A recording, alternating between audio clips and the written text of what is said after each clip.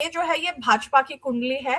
भाजपा की कुंडली में यदि आप देखें तो इनके जो तृतीय भाव है जहाँ पे सिंह राशि है वहां पे 4 ग्रह हैं, ठीक है।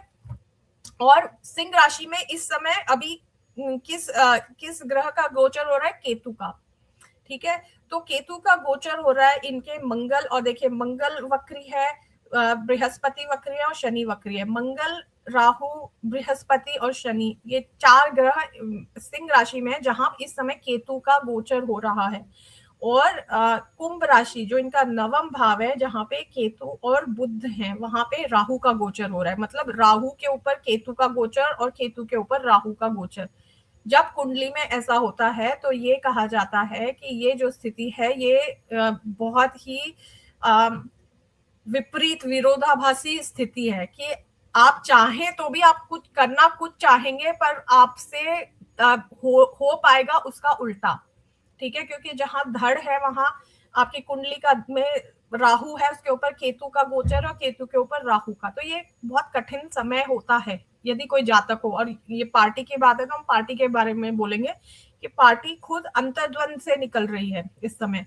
और क्योंकि ये जो गोचर हो रहा है और सूर्य जो इनका सूर्य है वो मीन राशि में है, दशम भाव में, ठीक है। जहां नंबर 12 लिखा है वो 12 नंबर मीन राशि होती है। तो सूर्य के ऊपर इस समय शनि और नेपच्यून का गोचर हो रहा है। एग्जैक्टली जो मैं बता रही थी, मीन राशि में शनि और नेपच्यून का इस समय आकाश में गोचर हो रहा है। तो जो भ्रम टूटने वाली जो मैं स्थिति बता रही थी वो इनके सूर्य के ऊपर, जहां कुंडली का सूर्य है उसके ऊपर से हो रही है। तो लोगों का बीजेपी को लेकर के बहुत भ्रम टूटने वाला है इस समय।